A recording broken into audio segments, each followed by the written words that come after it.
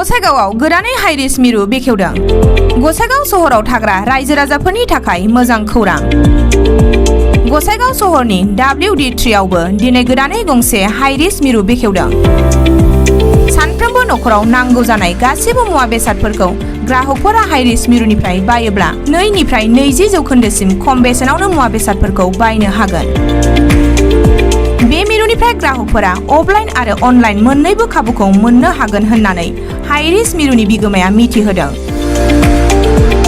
लोगोसे गसाइगाव ओनसोलनि रायजो राजाफोरखौ बयखौबो बे मिरुआव नांगौ जानाय गासिबो मुवा बेसादफोरखौ बायनो थाखाय खावलायबावदों।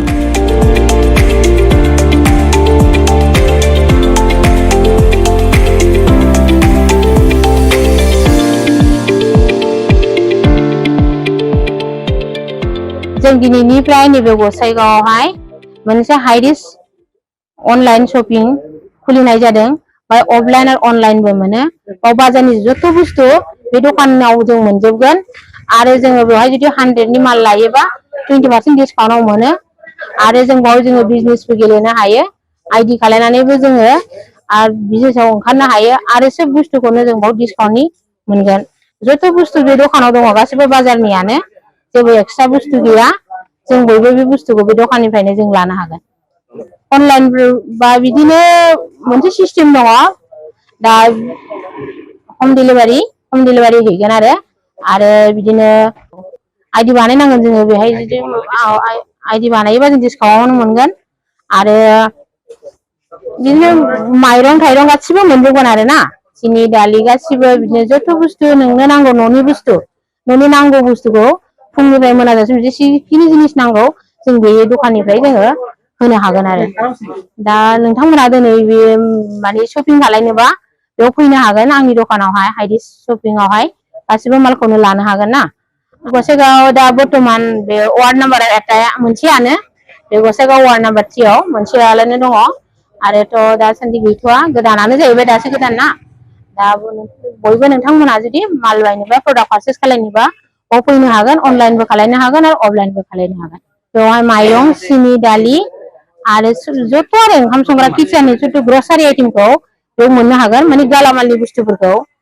बिदिनो बेवहाय जुदि बे दखानाव जुदि माल लायोबा गासिबो बुस्थुखौनो नोङो डिसकाउन्ट थाजोबगोन, 20% आव मोनगोन आरोखि ना। 20% खमाव जों होनो हायो आरो बे कम्पानिनिफ्राय बयबो बायफैनो हागोन आरो बयबो आइडि खालायोबा गावनिबो लाइफआव मोनसे बिजनेसबो गेलेनो हागोन आरो जों इनकाम सर्सबो जोङो बरननो हागोन।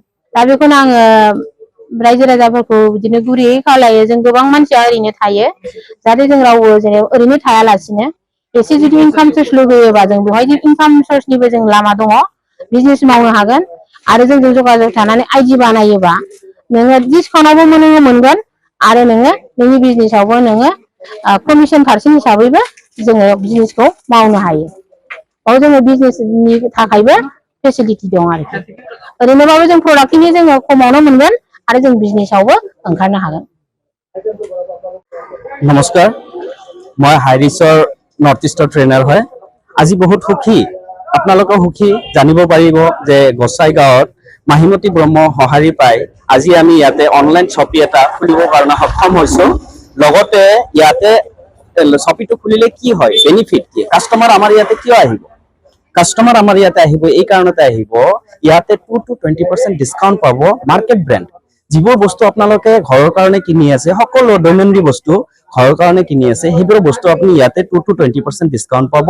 সেই কাৰণে আপোনালোকে ইয়াতে এটা আইডি ক্ৰিয়েট কৰিব লাগিব। আইডি ক্ৰিয়েট কৰিলে আপোনালোকে সিম্পলি আহি ইয়াতে পারচেজ কৰিব পাৰিব। লগতে যদি আপোনালোকে আৰ্নিং বিচাৰিলে আইডিটো এক্টিভ কৰিব লাগিব। আইডি এক্টিভেশন হল ৰিডিমেবল কুপন 699 আৰু নহলে আপুনি 50+ প্ৰডাক্ট আছে, সেই প্ৰডাক্টটো ল'ব পাৰিব। লৈ হেনা আপোনাৰ আইডি এক্টিভ কৰিব পাৰিব। আপোনাৰ আইডি এক্টিভ কৰি আপুনি ডাউনত যিমান মানুহ দিব মানে কাস্টমাৰ দিব, কোম্পানীক যিমান কাস্টমাৰ দিব সিমানে আপুনি বেনিফিট পাব। আৰু ডেইলি আপোনাৰ আৰ্নিং সোর্স এটা ওলাব 200 to 5000 পার ডে। 5000 বেছি নিদিব, ক্যাপিংটো নিদিব।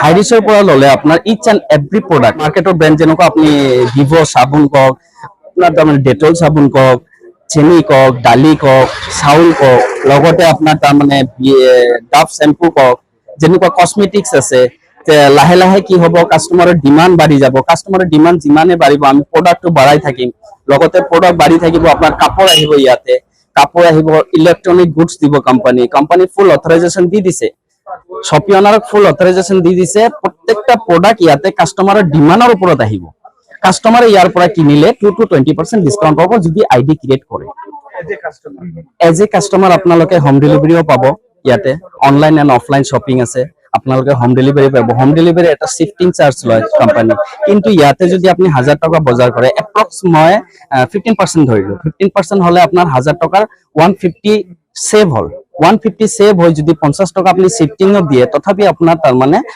100 টকা বাচি যায় তো সেই কাৰণে কাস্টমাৰ আমাক সহাৰি দিবই গোসাইগাঁও এটা পিন কোড আন্ডাৰত এটাই হয় এটা শপিয়া হয় সাৰাউণ্ডিং 20 কিলোমিটাৰ এই শপিৰ পৰা হোম ডেলিভাৰী হ'ব নতুনকে আমি খুলিছো তুলসীবিলত নয়াহাটত ধুবুৰীত গৌৰীপুৰ আৰু ৰাণীগঞ্জত গোসাইগাঁৱটো আজি হল আপোনাৰ ৰাজাপাৰা ৱাৰ্ড নম্বৰ 3